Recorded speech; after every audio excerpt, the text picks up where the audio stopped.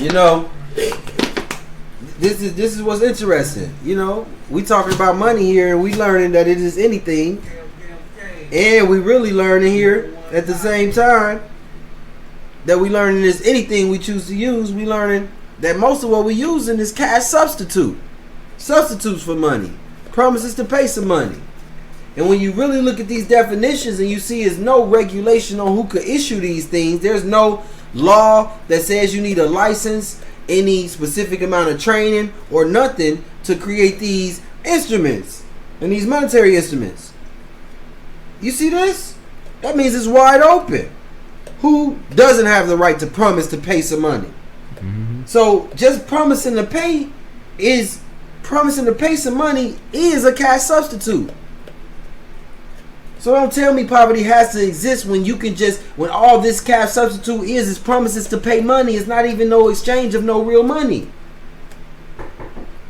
So come on, y'all. These community currencies we finna talk about is real deal Holyfield and need to be taken very, very seriously, because they actually are not against the national currencies. We're not against the national currencies.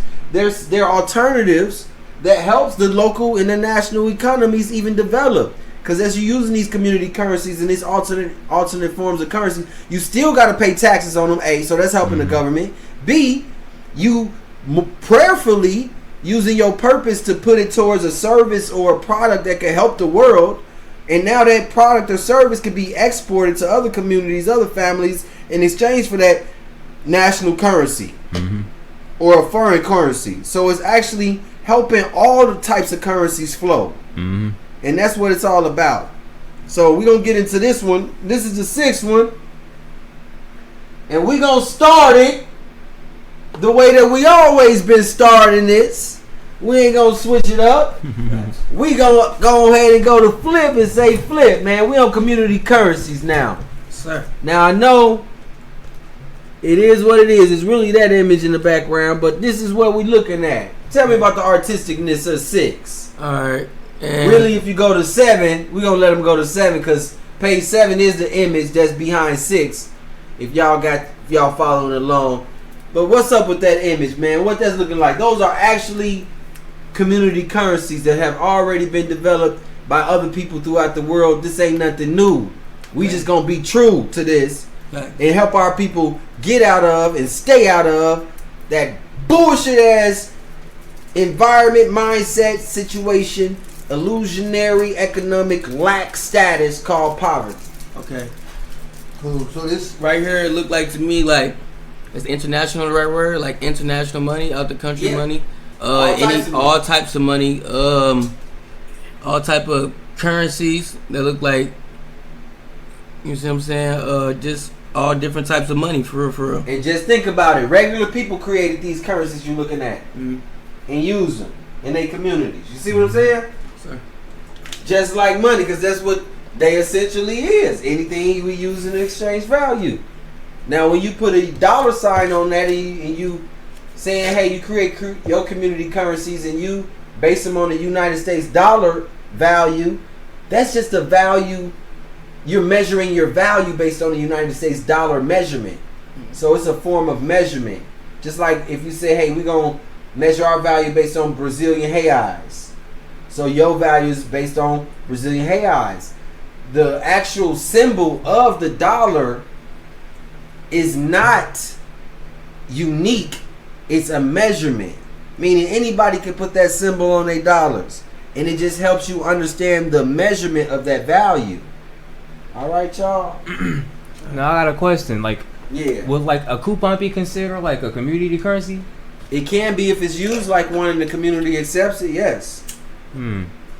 It's all about the community using and accepting it and circulating it through their community for the productivity of their community, the benefit of their community, pumping out products and services for other communities, creating that flow for the benefit of humanity.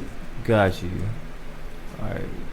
So, community currencies are alternative forms of money created to encourage trade and economic activity within a specific community or region. Unlike national currencies issued by governments, community currencies are designed to circulate locally and strengthen relationships amongst businesses, organizations, and residents.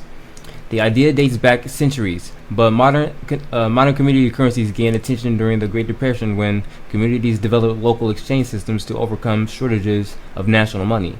One of the best known historical examples... Hold on, let's stop right there. Did you see the primary purpose and the primary times, y'all? Mm-hmm. What times and seasons is the best? What was the environment of the community or of the regions that necessitated these community currencies? What was that last sentence? Overcoming shortages of national money. Shortages of national money. Now let me explain. When it ain't that easy to get money, anytime you need it, it's a shortage. You technically should have money anytime you need it. There's a need because money is something that's supposed to be helping you exchange value. You got value or you want some value. Money is a necessity in that situation. So if you do not have access to the national money in that situation, you want to buy some things, then that is the necessity that's showing you that community currencies is needed. Now, if you got enough United States dollars in every situation that you want and need it, this ain't for you. But if you in a situation or you find yourself in situations, your community, your friends, families, and members, people and organizations that you love, you want to see their dreams manifest, their services and products hit the market, and they don't have access to enough regional, nationally issued currency, then you should be listening real intently. Intently or attentively, whichever one of them words is the real one. One of the best known historical examples is the Wörgl currency introduced in Austria in 1932, which successfully stimulated local spending and reduced unemployment because it was discontinued by the national government. No, before it was discontinued by the national government. Today, community currencies are used to support local economies by encouraging people to spend money at neighborhood businesses instead of large national chains. They help keep wealth circulating within a community, promote local entrepreneurship, and can strengthen social connections. Some community currencies are exchanged one-to-one with a national currency, while others are earned by volunteering and providing services. Communities may use them to reward environmentally friendly behavior, support nonprofit organizations, or increase participation in local events and markets. There are many different types of community currencies. Local paper currencies such as Berkshires in Massachusetts are printed and accepted by participating businesses within a specific region. Time banks allow people to exchange services based on hours worked rather than money, giving equal value to everyone's time. Local exchange trading systems, LETS, use internet-free credits that members earn and spend within a network.